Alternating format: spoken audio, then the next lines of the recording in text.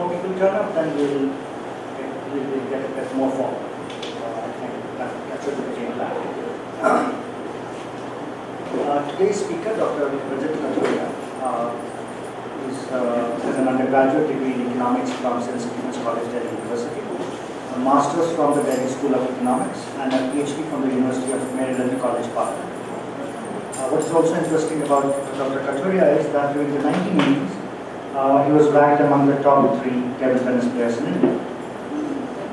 In his new avatar, in his legal avatar as an economist, he worked with the Telecom Regulatory Authority of India, TRAI, during its first 8 years, and with the World Bank as a consultant, and carried out project assignments for a number of organizations, including ILO, UNCTAD, Ernst & Young, Consultancy of Development Center, and the Standing Committee for Public Enterprises.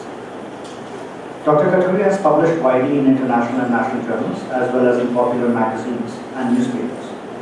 He is the founder member of Broadband Society for Universal Access and has served on the board of Delhi Management Association. He is currently an independent director on the board of Microfinance Institutional Network, MFIN. Dr. Kathuria's talk is titled Growth and Climate, Friends or Foes. As a student of politics myself, who has occasionally written on the relationship between democracy and economic growth and welfare, it seems to me that the topic itself points to the contradictory nature of economic growth, what it does and what it does not do. I think we can all agree that in broad terms, economic growth is a good thing. It is largely beneficial for nations and for people. A high rate of economic growth is better than lower rates of economic growth. Nations are concerned about economic growth. Political leaders like to boast about high rates of economic growth. Common people too are interested in a nation's growth because they believe it might benefit them as well. Still, a large chunk of the political economy and politics literature is devoted to the ill effects of economic growth, studying the ill effects of economic growth. Writing in 1963 for the Journal of Economic History, Mansur Olson wrote a seminal article, Rapid Growth as a Destabilizing Force. He argued, contrary to the prevailing ideas of that time, according to which economic growth was considered wholly beneficial, in that it would lead to political stability and even democracy, especially in what was then known as the Third World. Also argued that economic growth created immense political instability. Just a quick reminder, Dr. Kathuria's PhD is from the same economics department where Mansur Olson taught, and in fact he was telling me he did a couple of courses with him. Writing in 1968, a few years after Mansur Olson, Samuel Huntington argued that, he agreed with Olson that economic growth is destabilizing. But he argued that much depends on a nation's political institutions. If a country has stable political institutions, they can mitigate the ill effects of rapid economic growth. That was the 1960s. Over the last 2 decades, we have become concerned with the impact of economic growth on poverty and welfare. Especially, does growth reduce poverty and improve welfare? The evidence indicates it does, but what appears to matter as well is the kind of political regime you have in place, whether you have a democracy or a dictatorship. Whether that regime, whether it is a dictatorship or a democracy, whether it is growth-focused or whether it is welfare-oriented. The consensus seems to be that growth is good for poverty reduction and welfare, but growth may not be sufficient. It is also agreed that there is a downside to growth in many respects. The growth imperative pushed nations around the world to industrialize and play catch-up with high-income countries. In doing so, of course, they caused and continue to cause immense environmental damage, so that today the issue of climate change has become issues before us. Years ago, I used a book titled The River Runs Black. The book was on China. For a seminar on international development for senior undergraduate students, the book was an eye-opener read. But a casual visit to our beaches, our rivers, nearly everything around us reveals the cost of economic growth. Today's lecture by Dr. Kathuria is on a terrifically important issue, climate change. And it is in some ways about, in almost every way, about the downside of economic growth. While Huntington was of the view that political institutions could mitigate the effects of economic growth on politics, I'm hopeful that Rajat, among other things, will be talking about how the ill effects of economic growth on our environment, particularly climate change, can be mitigated. Over to you. Thanks, Pushkar, and good afternoon or good evening, everybody. And thank you. Before I start, thank you, Pushkar, for inviting me. This is a lovely center, although I've been several times to Goa. This center is particularly green, and I think appropriate for the topic of discussion that we have. And I'd like to just start with the last comment that Pushkar made, and hopefully that would be what my talk at the end should be able to convince you that indeed growth, there are ways in which we can mitigate the ill effects of economic growth on the environment, and therefore both of them can actually be made to go together. It's not easy. It's going to take a lot of kind of hard, both in terms of, I wouldn't call it lobbying, I come from a think tank, but a lot of kind of evidence basis for us to be able to show and convince people like Donald Trump and others that indeed both economic growth and climate can actually go together. So they can be friends, but the first reaction is that they conflict and there is a trade-off between economic growth and climate. And I'm going to share with you some anecdotes, some data, but I'm trying to keep it, as Pushkar said, I'm trying to keep it informal so that at the end of about, let's say 35, 40, 45 minutes, we can engage in a discussion. So I'll set out the framework, and then I'll be happy to answer any questions that you may have. So that's really what I would do to try and convince you that growth and climate indeed, and I will approach it from really an Indian perspective, but we can take it global, we can scale it up, blow it up, and go global as well. What has happened in the world is that as growth occurs, as you move from an agriculture-dominated society to a manufacturing and to a services-dominated society, what really happens is this growth becomes resource intensive, and that's what's been the story or the narrative for almost the entire world.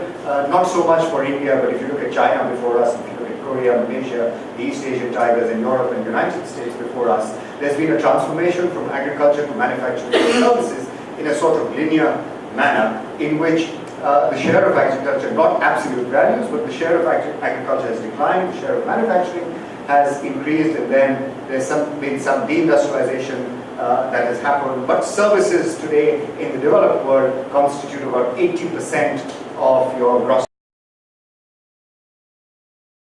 national product or GDP, and manufacturing about 20 to 25%, and the rest of it, 2%, 3%, is what is agriculture. For India, on the other hand, there's been a transfer from really an agriculture or farm-dominated economy to a service-dominated economy, and we bypassed the manufacturing sector due to various reasons. I'm not going to get into those. They are not relevant to the topic at hand. But we've gone into services bypassing manufacturing, and that has imposed certain costs on society.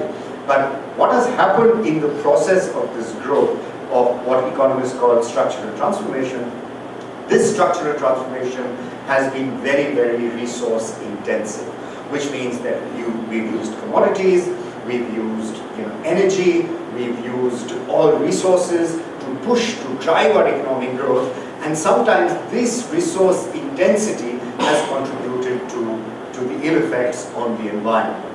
And I'm going to give you examples on why this has happened. I'm going to try and give you some anecdotes on why this necessarily would have happened in any society. If you recall a great economist by the name of Kuznets, he did the Kuznets inverted U-shaped curve, is that as economic growth occurs, as your per capita income rises, and economic growth rises, the environment worsens, and then you reach a tipping point, typically $4,000 or $5,000 per capita income, and then the concern for the environment grows, and then you begin to take action within your economic growth to mitigate the ill effects of the environment. So the Americans become very conscious of the environment at very high per capita incomes, or the Scandinavians become very conscious about the environment at high per capita incomes, and therefore they internalize those policies which kind of mitigate or even address some of the ill effects of the environment. And this, I will talk about some of the aspects. I don't know if you've heard of what is called the circular economy, which is now coming into vogue in Europe, in Scandinavia. From cradle to grave is what we used to talk about, but they are talking about from cradle to cradle, which means you repair, reuse, recycle, and everything comes back into the system so that the negative effects on the environment are sort of addressed and mitigated. But coming back to the paradigm of economic growth, is growth necessarily at low levels of per capita income is the primary objective, because you need to, as Pushkar said, you need to address poverty, you need to address your other economic goals, you need to address welfare, and you kind of disregard the impacts on the environment, and then at very high levels of per capita income, you begin to internalize the goals of the environment as well. But different countries have different structural transformation and different paradigms that they work with, and therefore somebody would do it at 5,000, somebody would do it at 8,000 per capita income, etc. But what has happened today in the world is that we don't have the luxury of what the United States or Europe did in the 1960s and 70s and 80s. The carbon stock, the greenhouse gas emissions in the world today have reached a stage that if China and India were to replicate the growth paradigm or the resource intensity of the economic growth as did the United States and Europe, then we are doomed. We are going to blow up the planet. There is no two ways about it. That is going to happen. The science of climate change is pretty much settled.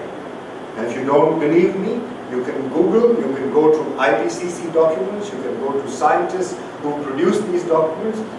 You know, I was a naysayer in the beginning before I started working on this, and I've seen a lot of scientific evidence which talks about sea level rises, which talks about, you know, coastal cities getting completely destroyed, those models. And I'll give you examples of, they are now, we've heard of political refugees, we've heard of war refugees. Now we're going to hear about climate refugees. And it's already happened.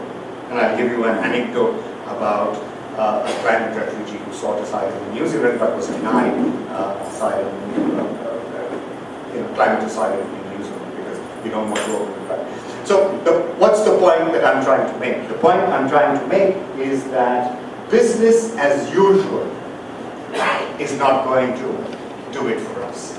Business as usual, urbanization, business as usual, industrialization is not going to cut ice anymore. It's not going to deliver us anymore. So that resource-intensive growth is out. Within growth, what is another? So I talked about kind of macro growth, agriculture to manufacturing to services. But another paradigm that is happening in the world today is that a lot of this growth is taking place not in farms anymore. It's taking place in cities. And you live in a city, and if you travel in any city in India today, you will recognize the ill effects of growth, haphazard ill effects of that economic growth that is happening in cities. But all growth in the world, or most growth, I think, give me some poetic license to say all growth, but overwhelming majority of the growth of the jobs, of the resources, of the taxes are going to come from cities. We already do in the West. And in India, they are going to, I'll show you some maps so you get a sense of what is happening in India. Most of this growth is going to be driven by cities, by what is called urbanization. And I say the same thing, if we continue to urbanize the way we are, and Goa would be an example, Delhi, Bombay, Bangalore, and you've heard of all the ill effects of urbanization. In Chennai a couple of years ago, you heard them. In Bangalore, you talk about Delhi, you spend 5 hours a day on average commuting. Imagine the loss of productivity when most of the time you spend in commuting or waiting at red lights. Not only the fuel consumption, but the productivity loss to the nation is immense because you're spending your productive hours, in traffic rather than at work. So urbanization, the way it's going on, in most parts of the world, especially in countries like India and China, I'll tell you what China has done. In India, it is just not sustainable. It cannot be sustained. And the argument is that, well, if we begin to take action on climate today in India, we will suffer a loss of economic growth, and this is something we cannot do because we still have 300 million people who don't have access to electricity. There are so many, 22% of our population or 20% of our population is below the poverty line. So our objective is growth, our objective is jobs, and we can't be taking care of the environment or the climate at the cost of growth. That's an argument that you will hear in India. And I'm not saying there is no truth to that argument. There is truth to that argument. As I said, we are locked into kind of an infrastructure which is resource intensive, which is, impacts the environment, and to change that, there will be structural costs, there will be transactions costs to change that. But the point is, if we don't begin to address that now, then we are locking ourselves into a very resource intensive model of economic growth, a model of urbanization, which is not going to be sustainable in the future. So if we have to take any action, action has to be taken today. And why I'm saying that the action has to be taken today is because India today is hardly urbanized. India is only, we have about, depending on the numbers, and I'll show you some numbers, India is not very urbanized. And at our per capita level of income today, China was much more urbanized than we are. So our urbanization has actually underperformed in some sense, because at our level of per capita income, our urbanization should have been a little higher. Or turn it the other way around, at our levels of urbanization today, which is about 360 million people living in cities, and over time it's going to, in the next decade, it's going to become 400 million, and by 2050 we're going to have 60% of our population living in cities, which is about 680 million, and our cities cannot, by any stretch of imagination, today accommodate these people. So at our level of urbanization today, our per capita income should have been much higher, which means that our urbanization in India, and we're not, in a sense, outliers, because we are a very large country, our urbanization has underperformed.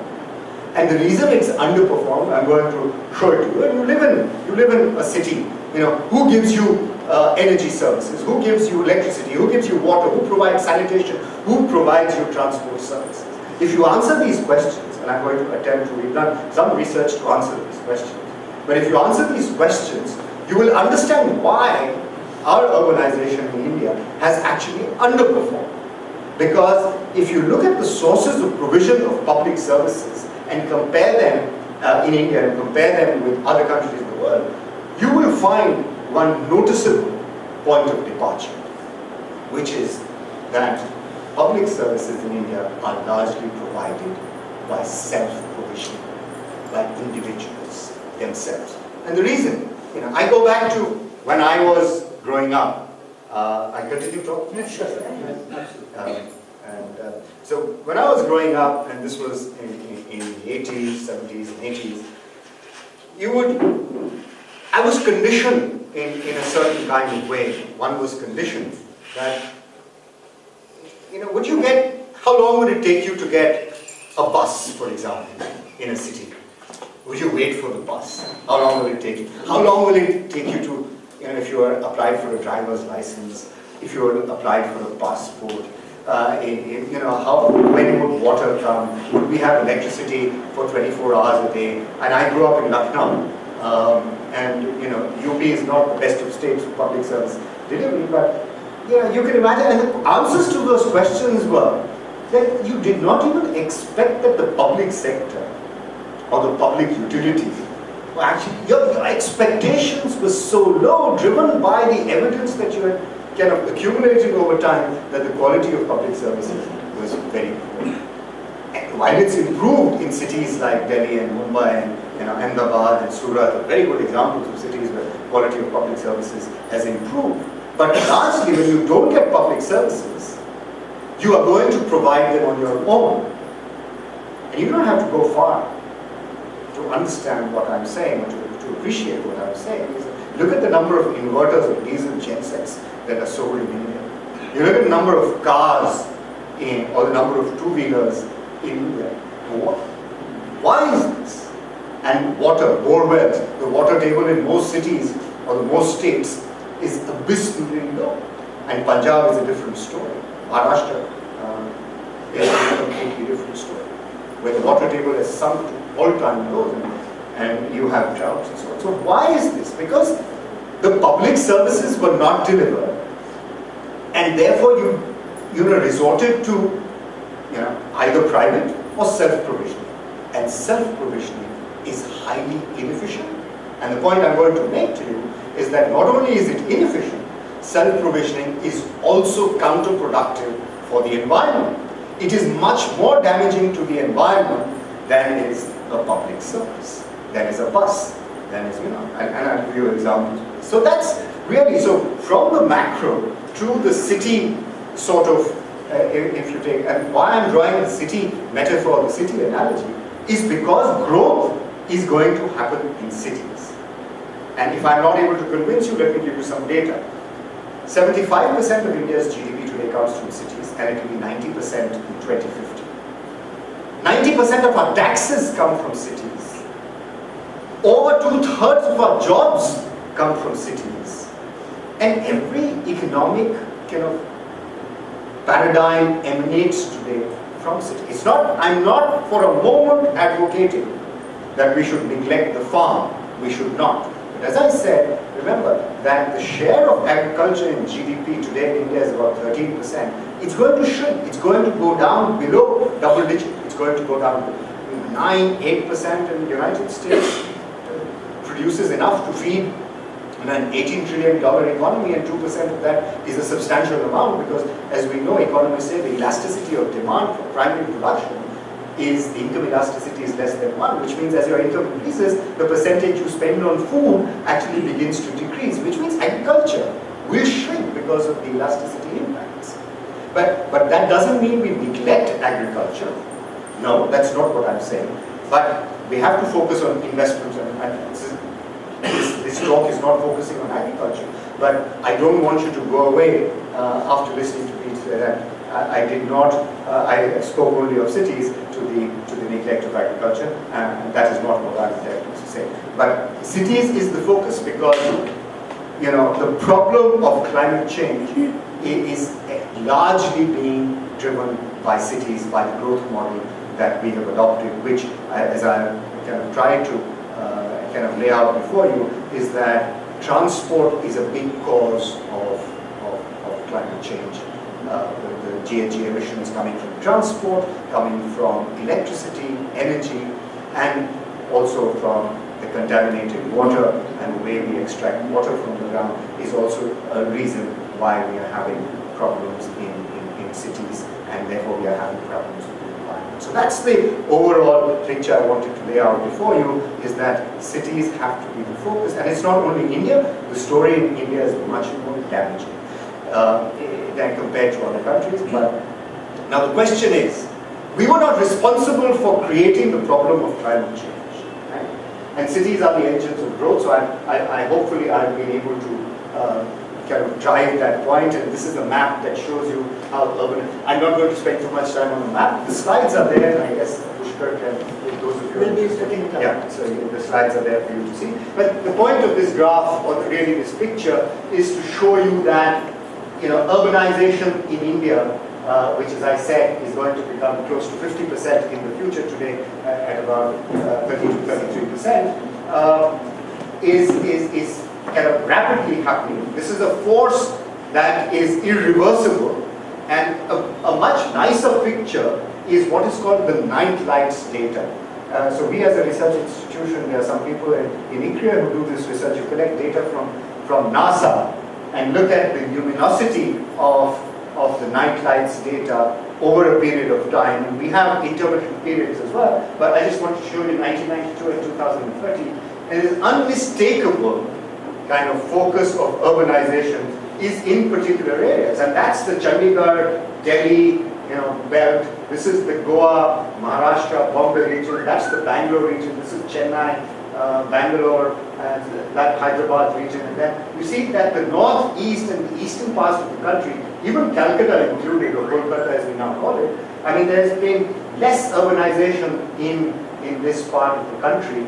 But if you look at the north, there is a there is a concentration of urbanization in the north. This is all night lights data. Basically what this says is wherever the lights have more intensity at night, which is why it's called the night lights data, wherever there are more lights, that is where urbanization, that's where access to electricity, that's where more urbanization has taken place. And you see that urbanization in India has not been spread evenly across the country. There have been pockets of urbanization, which means that, if you talk to I'm not an urban planner, but I've spent a lot of time talking to urban planners, and I got a sense talking to this gentleman here also before the talk, is that Goa could do with better planning, and in any city in India could do with better planning and better models of growth, city planning, and city development plans now exist in some cities. But urbanization or city growth in India has happened, as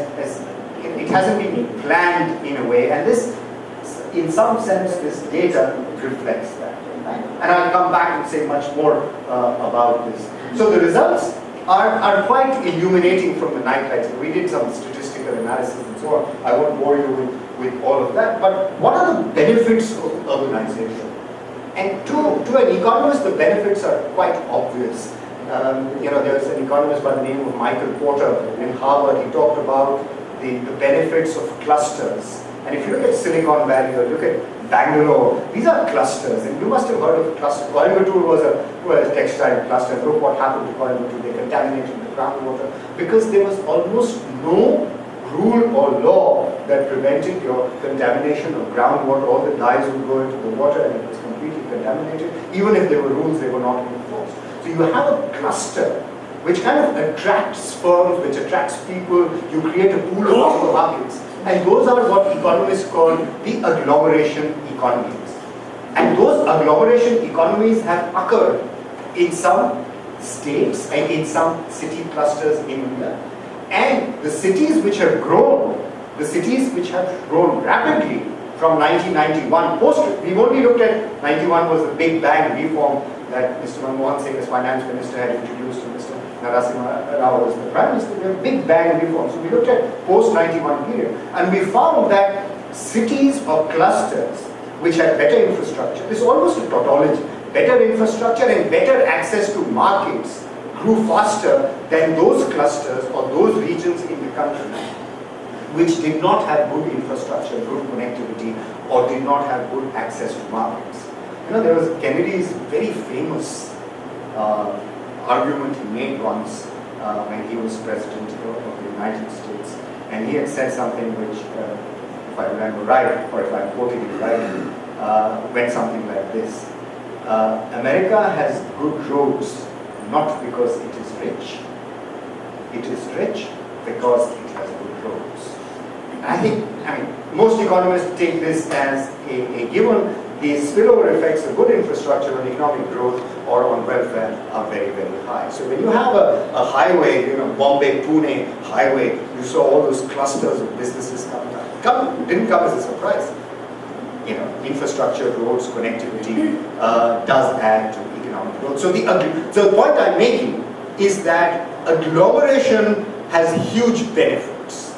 And agglomerations is basically you get forward linkages, you get backward linkages, you get a pooled labor market, and cities grow around that agglomeration.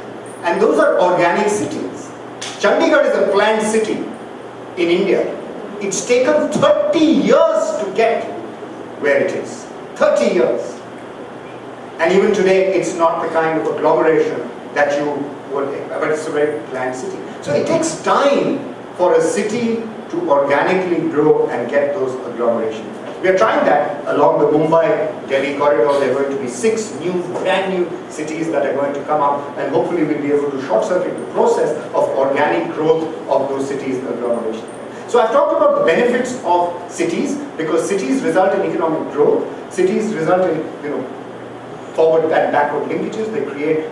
Why does everybody want to go to Bangalore? Why does everybody want to go to Silicon Valley? The chances of finding a job, clusters that economies create. But this is not the focus of what I want to say. The focus of what I want to say is that while there are benefits of agglomeration, there are negative effects of unplanned city growth. And those are visible in most of our cities today. 13 of the most polluted cities in the G20 are in India, the G20 countries.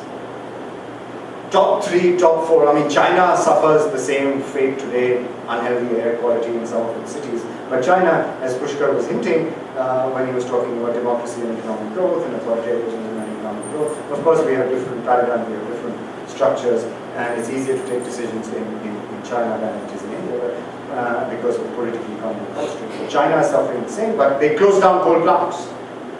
There is a farman from the government, there is a diktat from the government that this coal plant will be shut down, and it is shut down. There will be no more coal plants that will be built in China, period. And they have taken that decision. I was in Beijing a couple of weeks ago. There was not a single day, and I was there for 4 days, we're actually doing something on air quality along with the Tsinghua University. There was not a day that I did not read a newspaper which had at least 2 opinion articles on air quality. They are suffering much more in Beijing than we are in terms of unhealthy air quality. It's quite bad. But we're not far. PM 2.5 levels in Indian cities are way above the WHO norm. So what we are breathing and what is resident in our lungs today, we might as well, according to some health economist or health scientist, we might as well be smoking a couple of packets of cigarettes in a day. Because the PM 2.5 particles are very small particles that kind of lodge in the lungs and don't come out. So they're much more dangerous, and the reason for those particles is, of course, diesel transport and so on. But coming back to the kind of point I wish to make is that when cities grow due to agglomeration effects and linkages to markets, that's a good thing. But there's no such thing as free lunches, as the famous economist said. So you're going to get negative impacts, and those negative impacts are visible in every city today. I'm a big fan of old Hindi films. I'm a big fan of Shami Kapoor and so on. I don't know how many of you remember him or remember. And you see those old films shot in beautiful valleys of Kashmir and cities and beautiful gardens and the blue skies. You hardly see that. I'm not lamenting progress, but I'm just saying that what we've done to our environment is something that if we had the benefit of evidence that we have now, maybe we could have preempted it. But now that we have that evidence, and which is what I'm going to persuade you hopefully, we should do it now rather than postpone it to later. And what are those negative effects before I come and talk about the political economy? The negative effects are, of course, as I've said, air quality. Very poor air quality in most of our cities. Congestion, bad transport, or almost BRTs. And I'll tell you a story about BRTs in Delhi. I don't know how many of you heard about the failed experiment with the bus rapid transport, but it's working like a charm in Ahmedabad. It's working very well in Indore, but it didn't work in Delhi. Of course, and so what you do is, and I'm talking about the bus rapid transport, which transports people, and most people, cannot afford to self-provision, buy cars or two-wheelers, and therefore have to use public transport. So the largest number of people use public transport. And therefore public transport has to be good. And you have to encourage people to get out of their cars and two-wheelers and into public transport, because the social cost of public transport is low, and therefore get onto the metro. Right? So congestion, too many cars, air quality, which means you're breathing foul air, and there are huge health costs. And I don't have the statistics with me, but the number of people suffering from asthma in India has gone up, steeply. There's been almost, the curve has just bent upwards because of poor air quality. You talk to doctors, when people sometimes talk to doctors. So these are the ill effects. These are the notorious or the ill effects of very rapid urbanization that is occurring in our cities. And I've already talked about the groundwater table, which has sunk very, very low. Now, why is all this happening? And why is, of course, unplanned growth and so on? The point is that there's a very famous Nobel laureate who's won the Nobel Prize in economics, and his name is Ronald Coase. and there is a Coase theorem along with him, along with his name, it's associated with his name, which says that there is no incentive for anybody to internalize the costs that he or she is imposing on society while making a decision to produce or not to produce and so on, right? I mean, for example, the idea is very simple, but very powerful. Who owns the air? Nobody owns the air. So you're just going to spew out as much chemical or toxic gases into the atmosphere because nobody owns the air.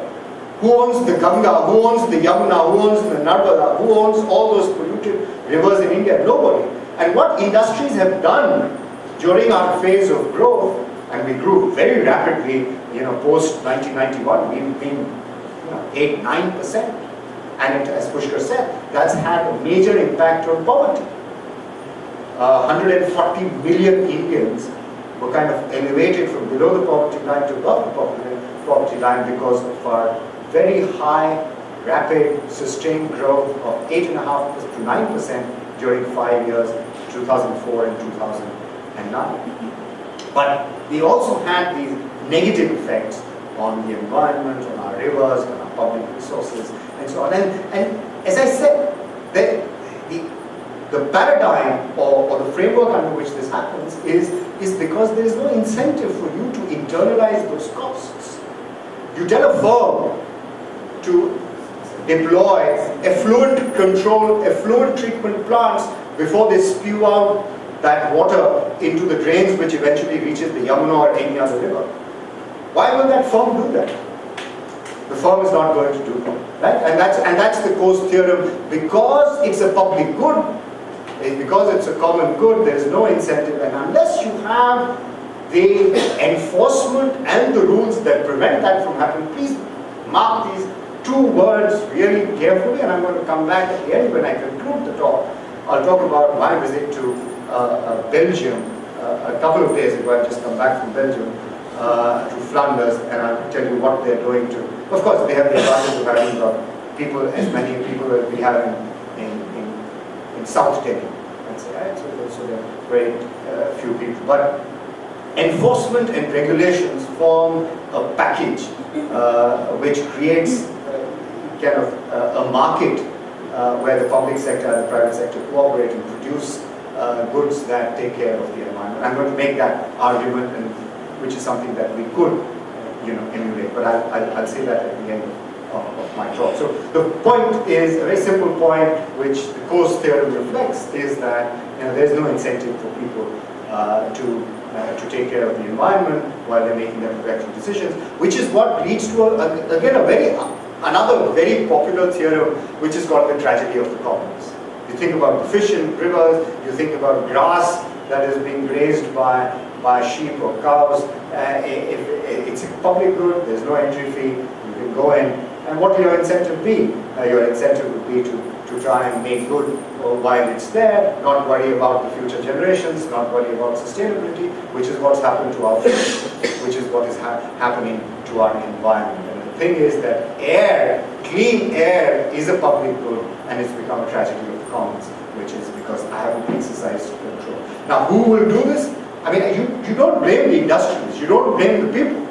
Of course, it has to be a collaborative effort, but it has to be the government that needs to set the rules and regulations, which we are now fortunately beginning to do with, cesses and taxes on coal and fossil fuels and the Jan Dhan Yojana, which I will explain to you at the end, how that is beginning to address the environment. But setting the stage of why we are here and why we have reached this stage in India where the environment has become, where we've damaged the environment, is because it's a sort of a public good, which there is no natural restraint. I mean, there are NGOs working on it. There are NGOs that provide evidence of the damage, but at the end of the day, it has to be a rule-based enforcement regime which internalizes the negative externalities, to use jargon, or forces people to make decisions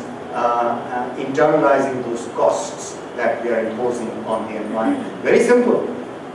If you go through a polluted area and you get asthma or you get affected, you have to go to the hospital and get you are incurring a cost. That cost is imposed on you by somebody else who's making a decision to produce toxic air as a byproduct of his production or her production decision.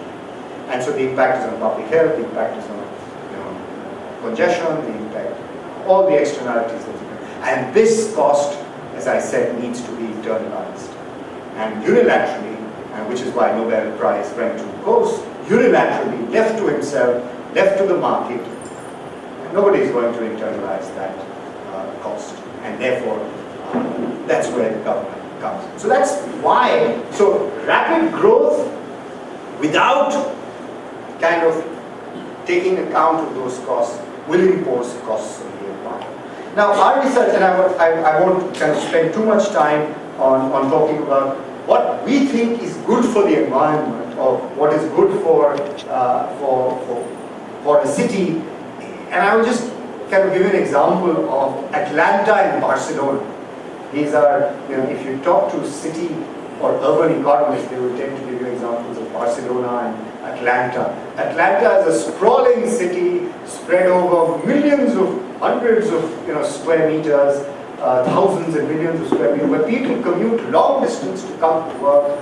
The environment impact is very, very bad because they live very far away, large houses, mansions, good roads, you drive. Barcelona, a compact, coordinated city. People walk to work, people ride cycles to work, very good public transport. People don't have. I'm exaggerating, give me poetic license to do that, as I said. But just to explain the point, that if you have a connected, compact, and coordinated city, and that becomes much more efficient than a city which is sprawling, which is spread many, many kilometers, where people commute to work to the central business district, and there's problems of congestion, private transport. You know what London has done? If you go to Westminster today, it will cost you £20 to drive your car into Westminster, the city of London. And almost nobody drives their car into the city of Westminster today. Everybody takes the tube, what they call the tube, or they take public transport. Of course, you could turn around and say, well, gee, what about the quality of public transport in India? Yes, fair, that's a fair one. And I think that's where one has to begin to try and balance both ends. Government has to do its deal. We as private individuals, we have to also honor our commitment to the environment. It can't be a one-way street, I agree. But Singapore has done it, United States is doing it, making it much more difficult for you to own private vehicles. And of course, London has done it. But they did it at a stage in their economic growth, which is what we say, where they begin to value the environment much more. So when we do international negotiations, and those of you who are familiar with COP21, the latest agreement that was signed in Paris, the COP21 deal, India has been arguing, even before that, Copenhagen, if you remember Copenhagen, we didn't cause the problem. Climate change is not a problem that we cause. The stock of GHG gases in the atmosphere today is not due to India or even due to China. It's due to the West, it's due to Europe, it's due to the United States. Per capita emissions in the United States are very, very high. 13 carbon tons equivalent a year. We are only 2. We're going to grow to 6. But if we go to 13, as I said in the beginning, the planet is doomed. If China goes to 13, the planet is... China's not very far behind. I think it's 8. Europe is 9 on average. But there's a lot of heterogeneity in the emissions per capita. But if India goes to 13, or even if India goes to 9, the planet, which is why Mr. Obama and Mr. Jinping, everybody who comes, is telling us it's in your own benefit to address climate change. Yes, it is. But we're not going to take that stand for international negotiations. Our stand, and I'm happy with that. I don't, I'm saying I'm happy. Let's take that stand in international negotiations, because we were not a part of the problem, but if you want us to be a part of the solution, then there has to be technical, financial, and investment cooperation between the West and India. Do you see what I'm saying? There has to be, because we didn't cause the problem. And we can use that as a lever for international negotiations. And we are. That's not a bad thing, we're doing that. But at home, we have to recognize that we are amongst the most vulnerable to the impacts of climate change. Who are the people who can cocoon themselves away from the impacts of climate change? It's the people who are rich. You look at India, within a country, who are the people who can secure themselves from the impact of climate change? Who can buy the air conditioners? Who can buy public vehicles? Who can buy private vehicles? Who can get private sources of water when water runs dry? It's the rich. And within the country, the rich can, try and adapt to the impacts of climate change, just like rich countries will do. Poor countries or developing emerging markets like India are very vulnerable. Our milk production, our rice production, our wheat production, productivity, etc. And cities, Bombay, if you, I don't know if you've heard of Amitabh Ghosh, I'm sure you have. He gave the Berlin lectures 2016. I encourage you to they are available on YouTube if you hear the Berlin lectures. And he talks about the impacts of climate change. He's written about the Sundarbans and the destructive, damaging impacts on the Sundarbans due to all kinds of economic activity there. Bombay and Goa are very vulnerable to the impacts of climate change. Bangladesh will be underwater. And let me tell you that anecdote that I was going to tell you. There is a place called Kiribati, and a small island of New Zealand, Australasia, which is, and there's an island of 50,000 people, and they have a president. And the president sought asylum in New Zealand, and the case went to the High Court. And Kiribati is going to be one of the first islands if there is a rise in the sea level beyond the 2 degrees Celsius temperature beyond the 2 degrees Celsius. Kiribati, and of course there are other islands in the Indian Ocean which will sink. And Kiribati will be one of the first islands that will sink. The president of Kiribati sought asylum in New Zealand. The case was heard, I imagine it's the New Zealand High Court. I could be wrong, but it was one of the top courts in New Zealand. And after months of deliberations and discussions and argument, they decided that they were not going to grant the president political asylum, or I beg your pardon, they were not going to grant him climate asylum in New Zealand because they felt that this would open then the floodgates for everybody else. They didn't make the argument, but I'm sure that was the reason why the asylum wasn't granted. Now, this is one-off. This is something that is beginning to happen and will begin to happen if we are unable to address the impact of climate change. And as we see it today, the IPCC has said 2 degrees Celsius target is looking extremely difficult to achieve, almost impossible to achieve. So they are going to be damaging impacts of greater than 2 degrees Celsius rise in temperature globally. And we are seeing that already. You look at the weather patterns around the world, the number of El Nino years that happen, and you look at the unpredictability of the rainfall. Rainfall could become higher, but the frequency and the intensity will also become higher, which would make it more damaging for crops and so on. So all those weather pattern variations that would happen. So what is the point that I'm making is basically our approach to climate change and to urbanization within the country should be one that recognizes that if we actually do a total cost approach, and we've done that in ICRIER, and they're in those slides, if we do a total cost approach to service delivery, let me go to that slide, of services, and we look at self-provisioning as a dominant model, then self-provisioning is 60 to 70% more damaging than public or private provisioning. And public provisioning is the best. So water coming through a public utility is the best because you get economies of scale and damage to the water table is less. But for that you need to put a whole ecosystem in place. Electricity, get rid of your inverters or your gensets. It's not easy to tell somebody who gets electricity only 2 hours a day to say that please don't deploy gensets or inverters because they are damaging for the environment. And that's where, and to tell somebody don't buy a car. Fortunately now in metros like in Delhi, my researchers who are joining ICRIER today as young graduates from, let's say, Delhi School of Economics or JNU, they're not rushing to buy cars. And good news, because there's Uber, there's this sharing economy that has emerged, which is a good thing, I think. It's a good thing that people are not buying private vehicles and they're using public vehicles or they're using sharing.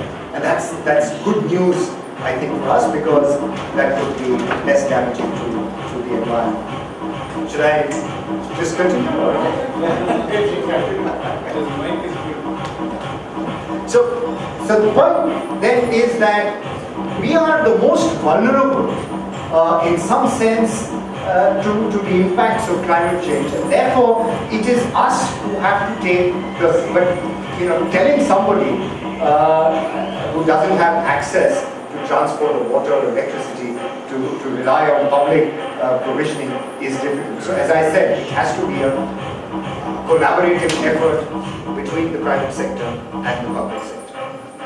Right? So it can't be done on our own. So that's, and I will, as I said, towards the end, I will tell you what they are doing in the rest of the world to address this problem of externalities or damage to the environment. Okay, let me begin to kind of wind down the presentation and suggest that when we are moving from, let's say, to the micro, from the macro, as I said, to cities, and in cities the quality of service delivery, we need to address the externalities, and the government needs to do that. And if we continue with the business as usual model, it's going to be very difficult for us to sustain ourselves. So that's kind of a point that. Now, there is another kind of research that is coming up in the world from Harvard University, and I don't know if any of you heard of this. It's called geoengineering. I don't know, any of you. This is very, very recent. This is a researcher, Professor Keith, I'm forgetting his last name, from Harvard University. He's a part of this very large project on geoengineering. Basically what they do is they take sulfides and sulfur particles to 70,000 feet above sea level, and they spread these sulfur particles across the globe so that the sun rays, the intensity of the sun rays that come onto the earth is less, and they prevent global warming from happening. And this is the kind of, I'm not a scientist, and this is the kind of, in a sense, the inspiration of geoengineering, if I read the research and if I understand the research, is that volcanic eruptions in the world that have happened actually spread these particles and cause cooling or global cooling. And they're trying to replicate this. This is through what is called hacking the planet.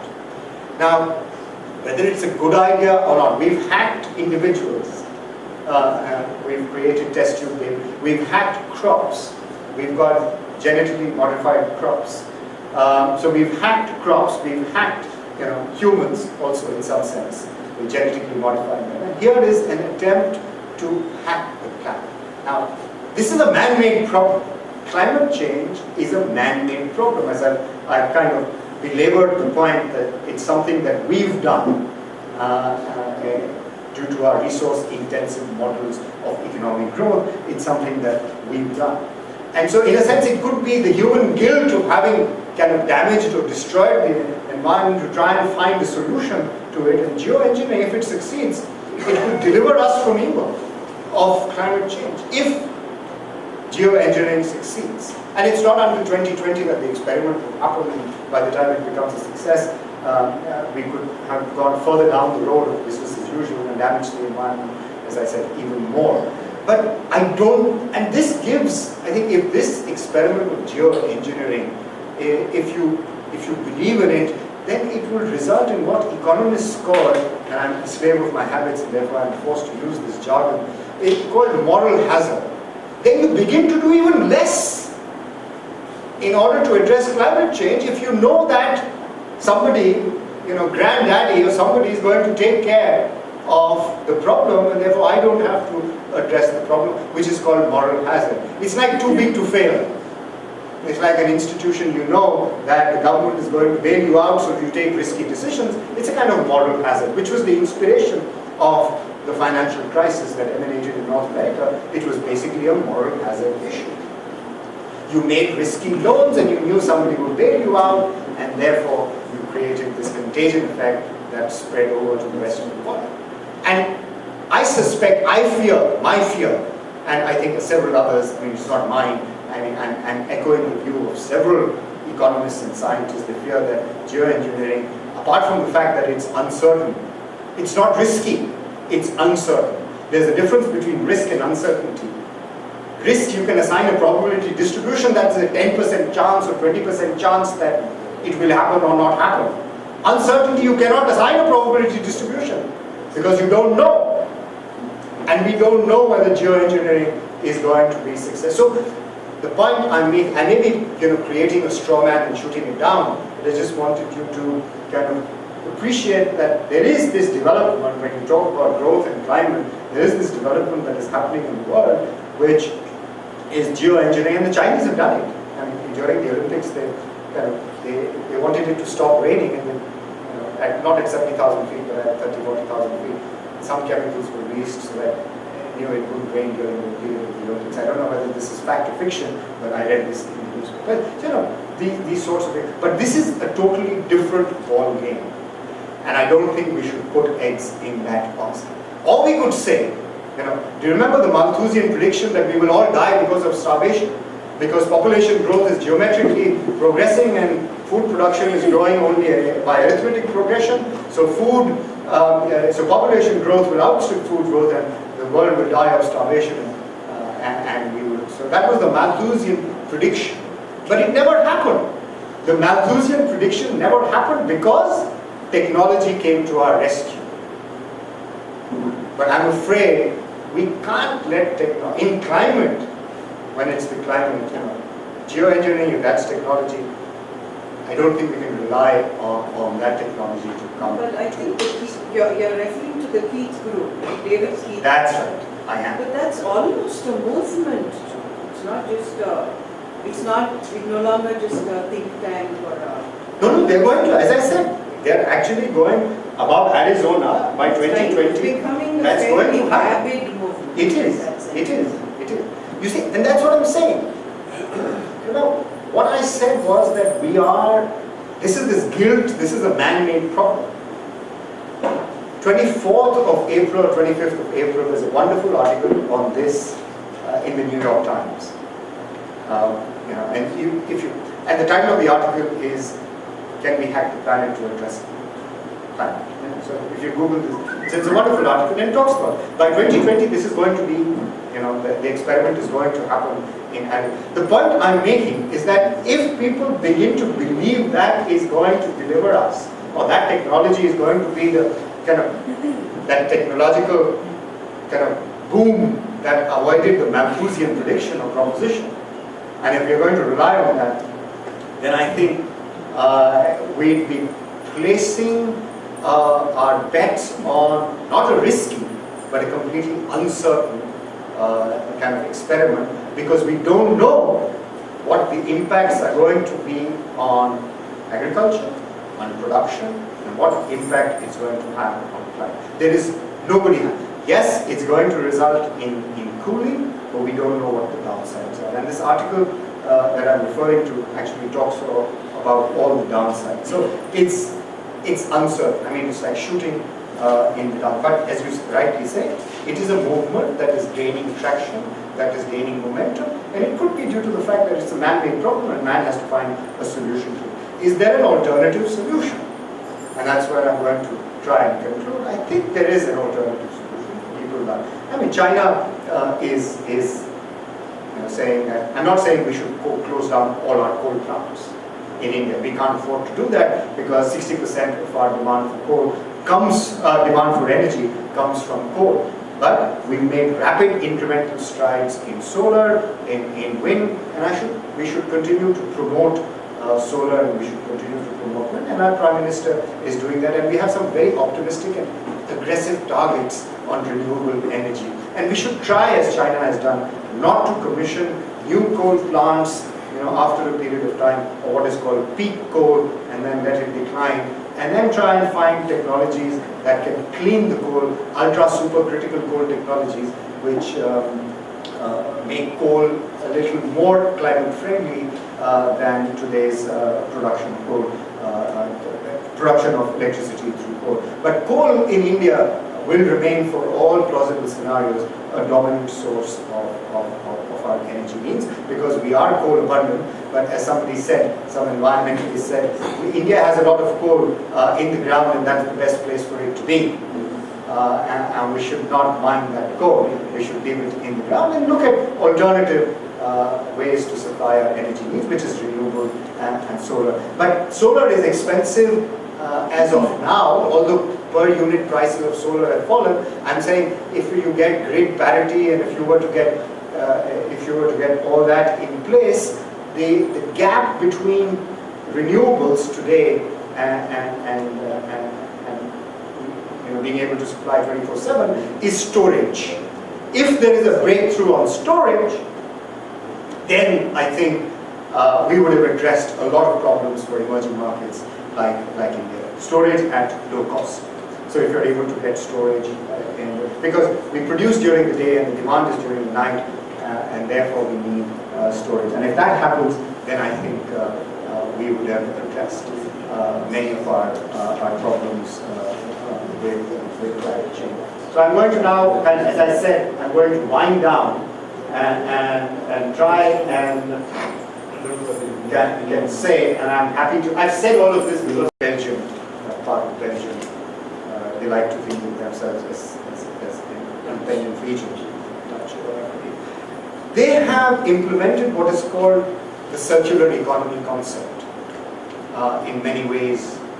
So what it means is, from the start to the end, the product is designed in a manner where it is amenable to either repair, reuse, or recycle at the design stage. So when you're producing textiles or you're producing sunglasses, and I'm taking these examples. Sorry, repeat that. So you're at the design stage, you're introducing, you're producing at the design stage in a manner the product that can be either repaired, that we do, or reused, or recycled. Which means you don't have to go to a landfill, or the probability that you will go to a landfill will go down. Right? So it's called a circular economy concept. And I'll give you an example of that. So you produce plastics in a way for your, let's say, your printed circuit board that go into your cell phone and go into a laptop. Those plastics can either be reused or are biodegradable.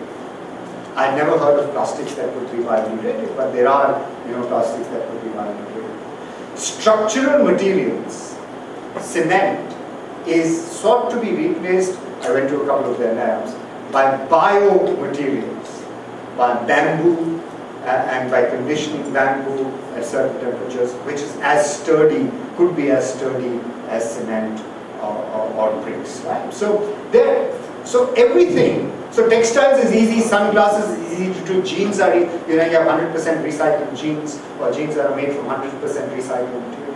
But the important thing to consider in the circular economy is that there will be no wastage. And that they're introducing at the design stage, but they can do that because, and I'll tell you why they're able to do that, apart from the fact that they have, their population is very small. They're able to do that because they have very good institutions for enforcement of rules. Today, I cannot throw out anything in my house, and there are 4 or 5 different kinds of garbage bins, and I have to segregate at source and I know what to put where: glass, plastic, newspaper, garbage, and wet waste.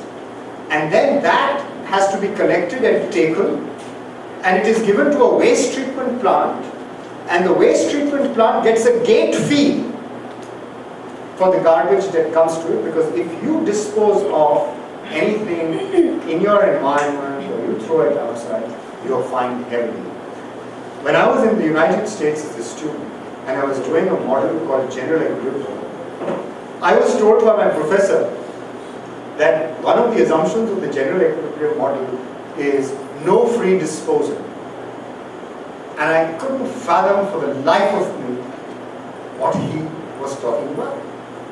I really did not understand, because I had gone from India, from Delhi University, and free disposal was the norm. You didn't like something, you threw it away.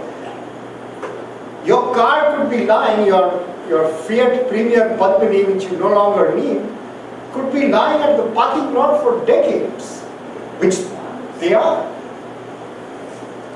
And nobody would ask you. You would not be accountable or responsible.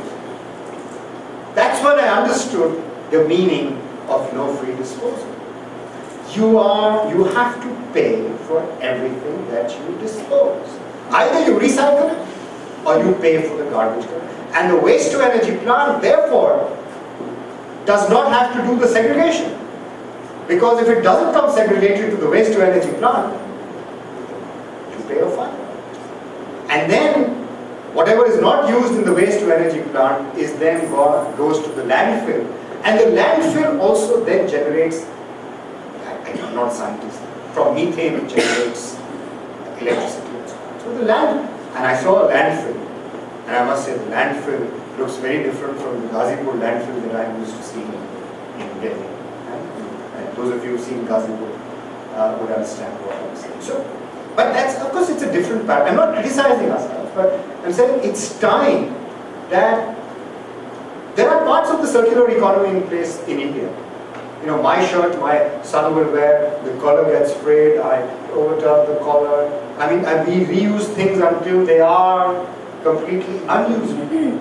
But that's not design, right? That's due to circumstance.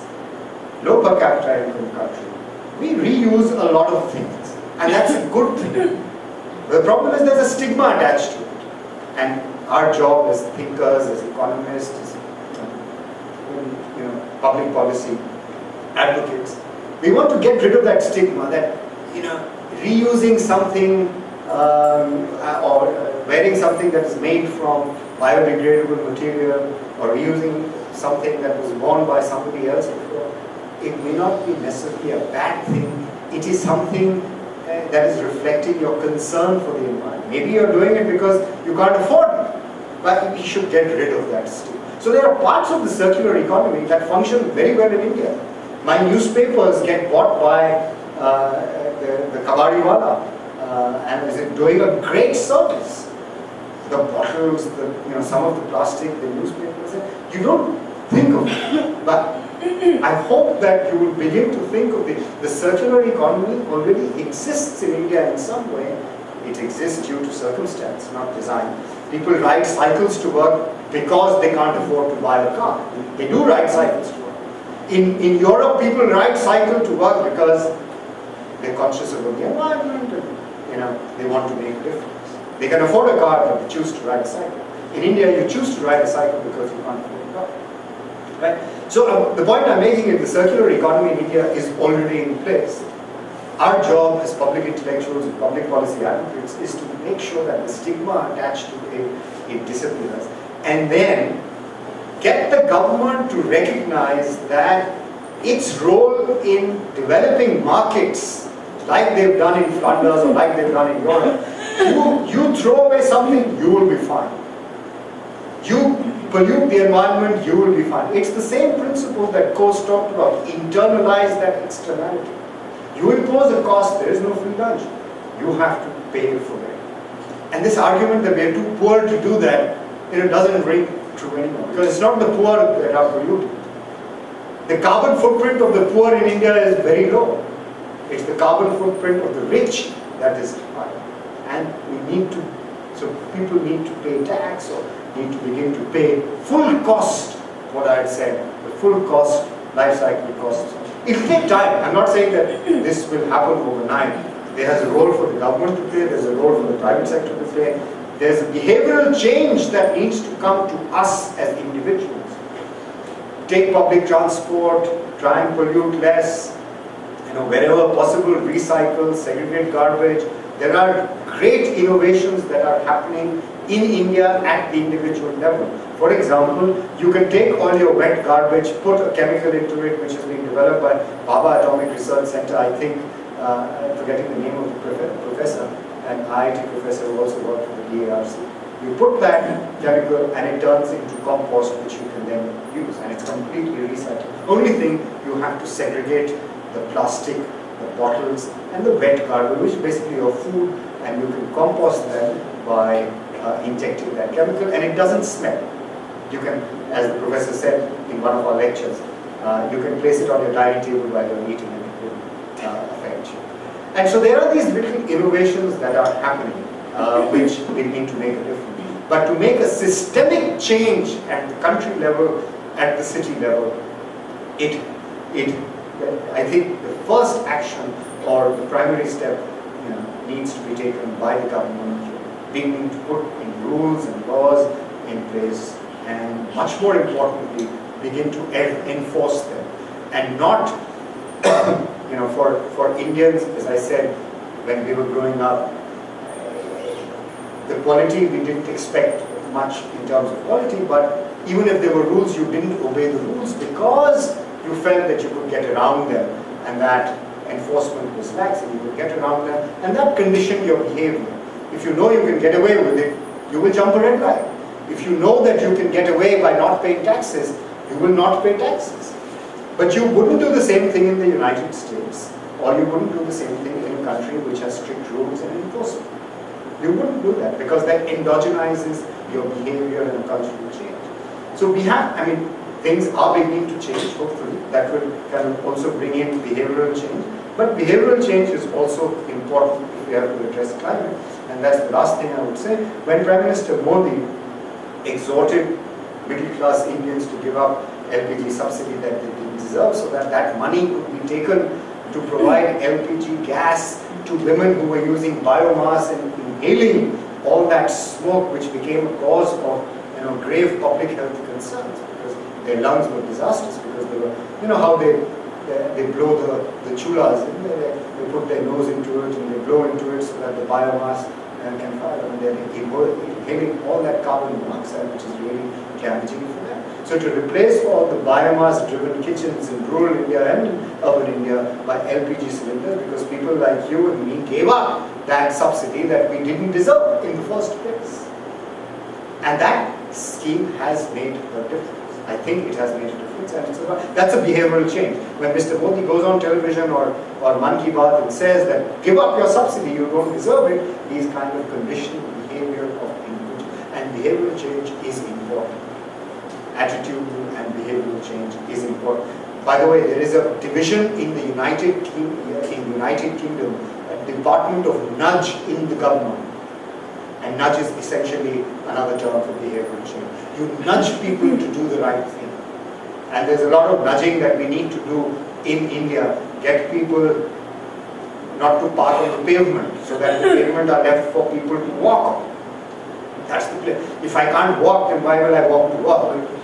Because there's a car parked there. The right of way, the bigger your vehicle, the more the right of way. Those things have to change. But those things will take time to change, while simultaneously you need to improve the quality of public services, transport, etc., that the government or the private sector in this case will deliver. But it will need to happen simultaneously. There's no point, as I said, playing a blame game. I don't pay taxes because of the abysmal quality of the public services that I get. The government says you don't pay taxes, I can't provide you public services. And that circular argument, you can go on and on and on. So, we have to, as I said, make a change, because in India we say, and I dare say in a number of other countries, you say, never waste a good crisis.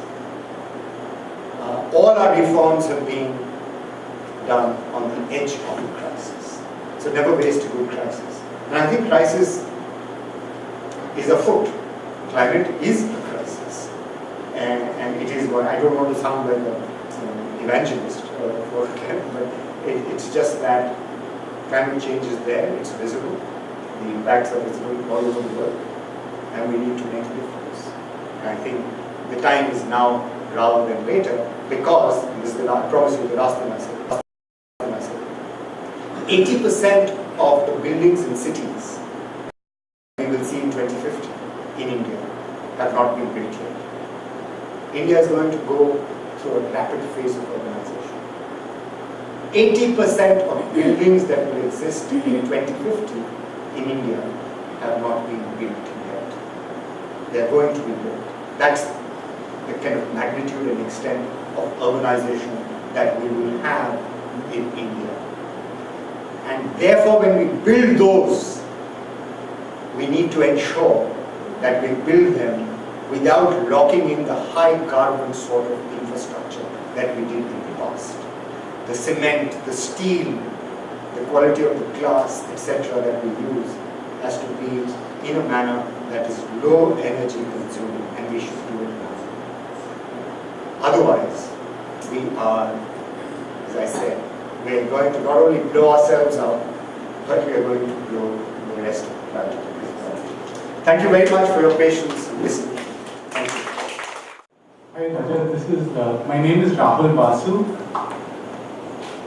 You talked about enforcement by government, and in Goa right now we have a public hearing going on around the Mormugao Port Trust, where they want to increase the size of the coal handling. Now there are two or three things that I just want to raise here. Firstly, thermal coal, in any case, as you've discussed, is sort of declining in its economic viability. There's been recent work that coal plants are actually now unviable in India because of the recent solar and wind auctions. The government itself has said they want to phase out imports of thermal coal by the end of the year, but coal plant is being expanded at the coal terminal, possibly for coking coal. But the environment issue here is that on stage at the public hearing when I was there, the Pollution Control Board confirmed that the Mormugao Port Trust's current operations are not meeting pollution norms. So let alone fine or enforcement or stopping, they're talking about an expansion. So this is a port trust run by the government, Pollution Control Board of the government, all of it is BJP. They're not stopping it but going for an expansion. So I mean, where is the credibility of any action going to take place? My name is Anil Kher. What I would love that your institute or you could actually study Goa. Goa is a running case where we have opted for climate. And incidentally, what has happened is our gross value added for the last 5 years has been constant, at constant prices. Our population has gone up by 10% in 5 years. Our government servants have gone up from 30,000 to 60,000. And we have no growth. In our manufacturing has come down 20%. This is all from the economic survey. And it is tourism that has risen by 20%. And I am excluding mining contribution at 2011. So we don't say because of mining it is gone. We have removed mining from 2011. So economic activity in the state has been constant because all Goans love the climate and they would opt for climate than for growth. All we have to now see is, like Stephen Hawking said, that maybe 100 years max is what we would live on this earth. We are not able to control the rise in temperature at all. Over the past 30 years, the slope is still high. But it is likely that I think our Goan youth will kill us before the 100 years pass. So we have to be pretty stupid to pursue climate and non-development at the cost of our own youth. We don't have the brains or the R&D to innovate and create an apple in Goa. But this is the paradigm. I'm Darryl Sequeira. There are 2 points I would like to raise. One is that you mentioned that waters like rivers, the air, doesn't belong to anybody. I feel I would like to disagree with that because I feel that it does belong to everybody. like within a country, like let's say in India, the people who live by the side of rivers, they own the rivers. I mean, they are responsible to see that the rivers are properly used. We all own the atmosphere, collectively. So also Comunidad land in Goa, which is owned by the villagers for the last maybe more than, actually before the Portuguese and the British came to India, we had Comunidad land in the old system, the Panchayat and so on. So the global commons was because the Western concept of democratization and capitalism resulted in this separation of the ownership of the commons, which actually the earlier populations recognized. That's one point. The other point is about helping the poor in any country, including India. And you mentioned the case of the gas supply, which quite rightly should go to the poor, and in fact is positive for the environment because they stop cutting down the trees. But the other aspect is that for how long is the population that reproduces lots of children going to continue? Do you agree that there is some kind of ceiling whereby we must strike a balance between consumption and the per capita consumption of the people, and whether there should be some kind of control on how many children people are going to have? Because we want to keep India the paradise it once was. The Chinese have tried to do the same sort of control, but they have failed for other reasons. But we are a democracy and a rather diversified society. So we should probably find another kind of solution to this question. But I can't see any solution if there is a sort of a stimulation in a way for poor people to go on reproducing large families. Let me just quickly, I mean, Rahul's comment to Mr. Kheir's point, I guess they are comments, and I don't disagree with the comment. I just want to reinforce the fact that if you don't enforce, then you're not going to get anything. And I would encourage you, all of you, if you want to read a very nice book that traces the history of the world.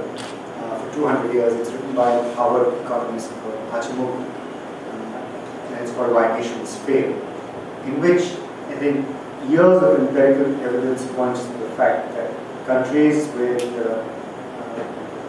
good property rights, and I'll come back to the property rights question again in answer to the third question, is countries with good institutions, property rights enforcement have better long-term sustainability than countries without.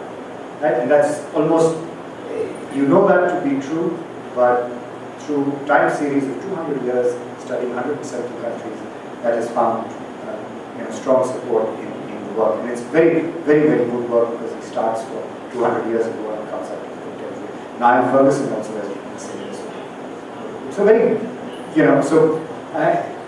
so if you don't have enforcement, then all bets are off, really.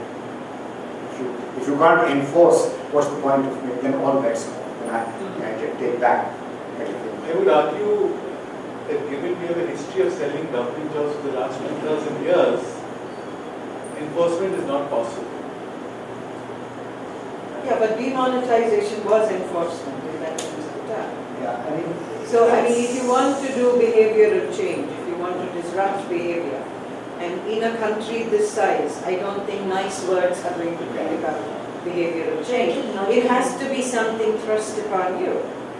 Willy-nilly, then you have to change if you have to survive. I think. So let me just respond to, I really want to respond to Mr. Sikwer. Mr. Sikwer's point, just especially the one on how China was successful or not on the one China policy. In fact, China's urbanization pretty much was based on, controlled urbanization was based on one China policy. We can't do that. But very quickly to say that, I don't think it is necessary to impose a one-child norm or restrict population. We know we did that in the 70s and we failed. Consumption will control on its own. It will happen, I think, on its own. And if you look at our submission to, the the INDC, and this will mean behavioral change, this to Paris.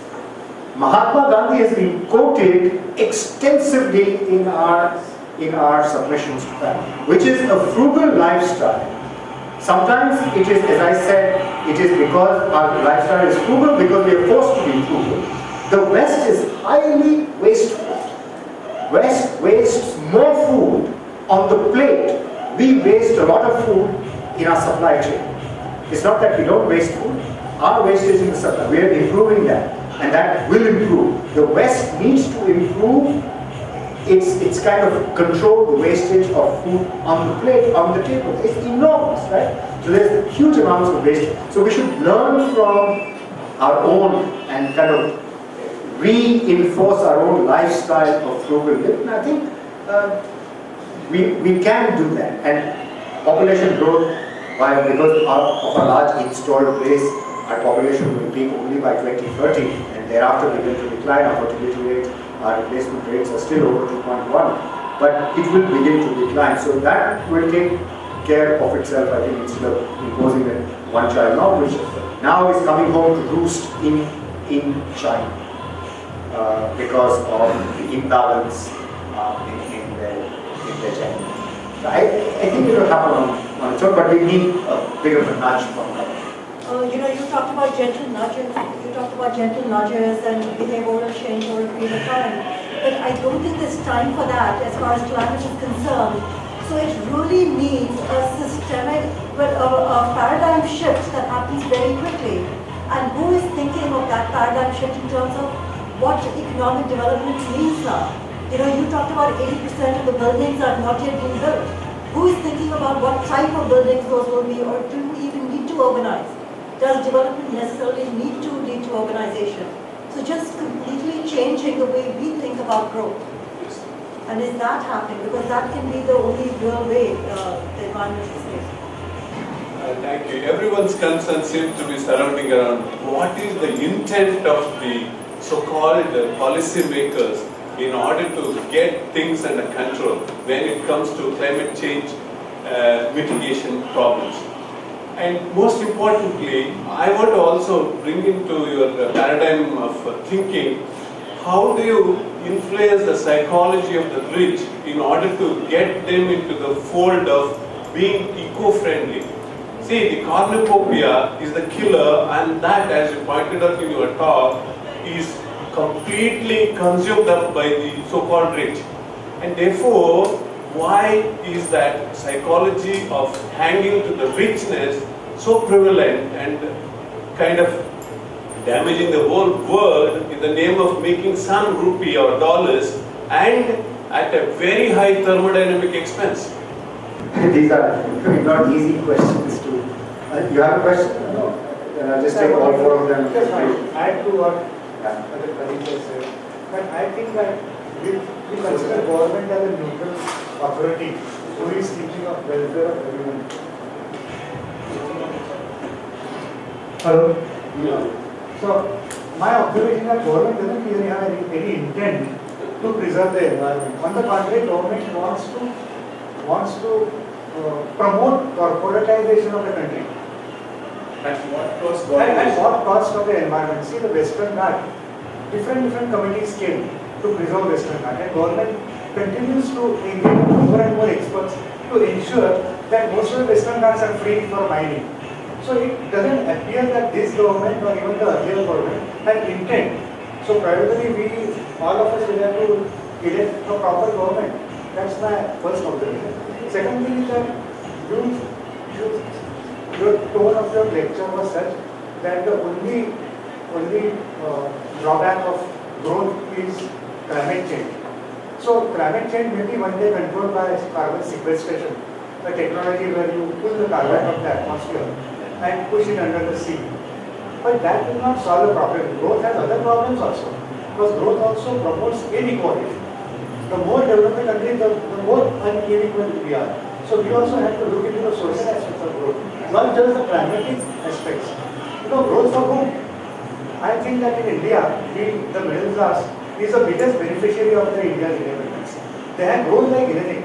But our male servants, if you look at the drivers and the plumbers and the electricians, they have not grown the way we are grown. My grandfather's lifestyle is so different from my lifestyle. But probably landless laborers' grandfather lived the same way as he is living. So growth for whom is also a question. Growth should not be for the sake of growth. That's all. Okay, let me address the last question. And it's not due to lack of my sensitivity that I didn't touch upon that topic. It's just the focus today was on climate. I'm happy in another talk I've actually written on that. Growth and inequality. There's a paper in a journal or Global Affairs, which I have an article on India's paradigm of growth and inequality. So, I'm trying to address that issue, using labor laws and jobs and manufacturing. The problem with automation has come into the picture now today and has thrown a spanner in the works. But I completely agree with you that growth has created multiple problems. Climate is only one of them. Social inequality, of course, is the fact that, and I don't want to talk too much about this, it's also a topic close to my heart, the fact that the UP government advertises 23 jobs of class 4 level, and to use the word that, how many of you would understand, peon, 24 or 28 jobs of peons advertised by the UP government. 128,000 people apply for it, 128,000, including masters. And I'm not sure whether they were PhD. Some PhD. So it's a major problem. And all these screams for reservation of the forward classes, the Patels, the Patikars, the Jats, the Gujars, is a reflection of the fact that a lot of the growth in India has happened over time, has been jobless. And therefore, the scream for. But as I said, I'm happy to, in a different talk, in a different setting, happy to address that. Let me kind of not duck the question, but it's a tough question, is about enforcement, rules, and regulations of institutions. I think that what has happened in India, and those of you who recall the mining scandal in Goa or the 2G, 3G scandal in India, when did those occur? Now there's a period of rapid growth that happened. I'm not rationalizing it, I'm just kind of doing a diagnosis. And this has happened, it's not only in India, it's happened in several of them. Growth happens very rapidly, 8, 9, 10% growth, which means that you're growing very rapidly, capital is accumulating, some labor is gaining, and your institutions are still playing catch up. So growth, actually, institutional growth, maturity lags, economic growth, and this is historically been shown. Eventually, institutions will play catch up when citizens will begin to demand better quality institutions from the government. But today, and as I said, there is empirical evidence on this. Again, I am quoting Archimedes. That growth historically pulls up the quality of institutions, and you could have, and then eventually better institutions will pull up economic growth. But when you are at a very low level, those institutions play catch up, and I think that is what is happening in India. And we've had several scandals, several nation scams, and the Supreme Court, some people have said, has got into where people have begun to describe or characterize the Supreme Court as being highly activist or judicial activism. They have got into the domain of the executive and begun to frame laws. For example, the Supreme Court said all natural resources in the country should be auctioned. I mean, that's not the prerogative, I think, of the Supreme Court to say that. But the Supreme Court said that in a context where their credibility or their ability to believe that the executive will do the right thing in the interest of the citizens, that had completely gone. And the government, therefore, the Supreme Court decided somebody has to bell the cat, and then they decided. Every natural, of course, there's been several other cases and there have been kind of modifications of those rules, But auctioning all public resources is also not a good thing. But it was said on the back of a peaking of scandals in the country, and it has to be seen in that context. So I am not so kind of diffident or pessimistic about institutions. I think the quality of the institutions will improve, but I agree that it will take time. But if it doesn't happen, then we just muddle through, as people say. And it is a fact. If we don't get good quality institutions, then we just muddle through. So I think that's the point. But it's, we could keep arguing this because institutions and quality of enforcement, you only get the quality that you deserve. Often people ask me, is it cultural or is it related to enforcement? I leave that as an open question. Army, is it in our DNA to disobey the law? Right? That's what culture is. Is it in our DNA? Yes. Or is it to do with lack of enforcement? Ineffectiveness of this. Probably both. It's probably both. Okay, let me try and address your question, the lady's question, which I think is why don't we step back and look at a model of growth and organization? And Mr. Javadekar, when he was environment minister, actually said that why do we need to consume so much? Why aren't we happy with less? And why do we need to have so much? I know, it's a valid question. If you can get everybody if you can get the person who's riding the cycle today and you tell him that continue to ride the cycle because it's not only good for you, but it's good for everybody else around you. While his aspiration today, as you said, your maid, or the maid's children, their aspiration is to buy a scooter and then to buy a car.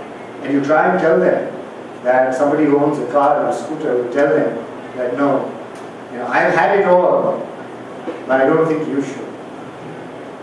You know what I'm saying? So it's very difficult.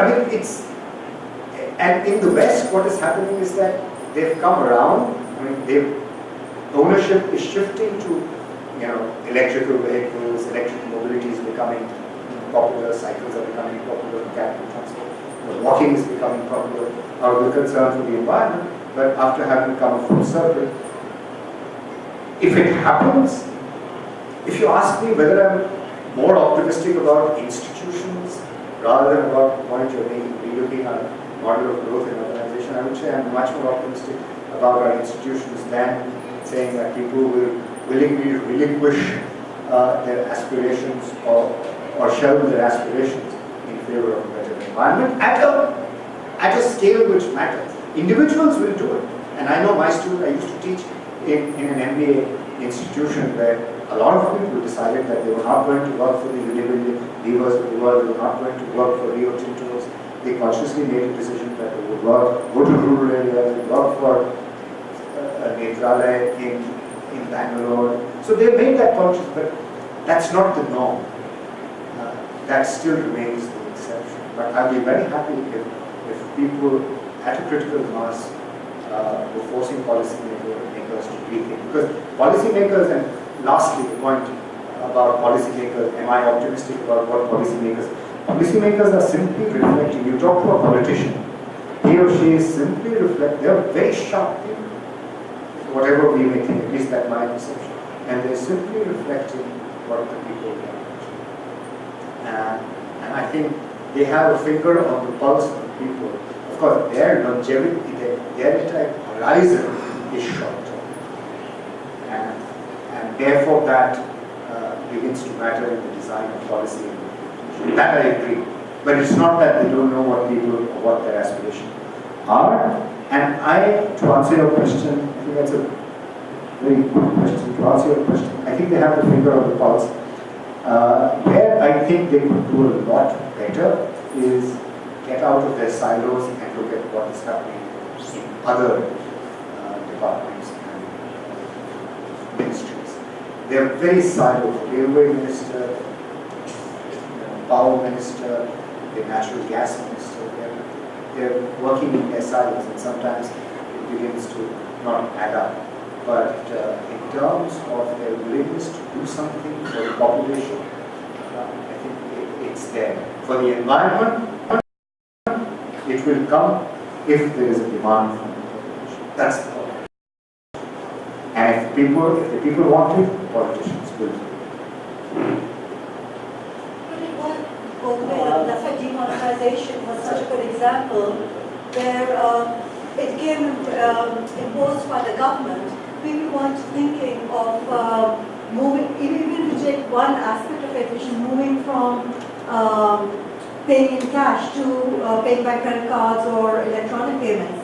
The fact that it happened almost overnight, in a matter of months, rather than what could have taken years to achieve.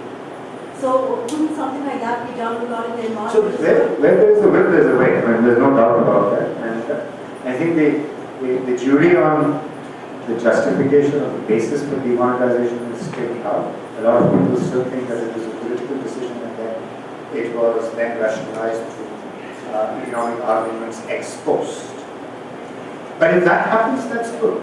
If good politics gives you good economics, then that's fine. I mean, Narega, a lot of people criticize Narega and continue to do so.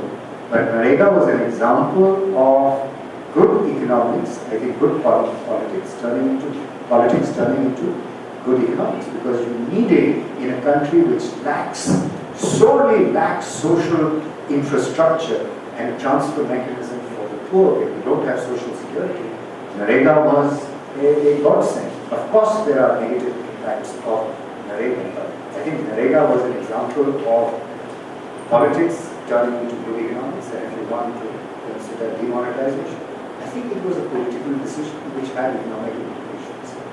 And a lot of justification that have come ex post, like cashless, getting more people to tax. Yeah, I guess that's the point I was making, that a political will could still lead to change rather than the change coming from people demanding it. That's exactly the point of it. But the point I'm making is that if there is a demand for the people, it will get the political class to react. If there is a demand and there is a kind of palpable demand for change, and I think that's the point that I'm making, is that if there's a palpable demand, like somebody said in Goa, people value the environment. If there is a demand for internalizing the protection of the environment into the law, the politicians will deliver that. But if that demand comes from the people, because they're the ones who are going to vote. It's like a referendum. Okay, I think thank you everyone for coming. We had a small audience, and thank you Rajat for coming to Goa. And I hope we can bring you again next year to talk on inequality. Growth and inequality.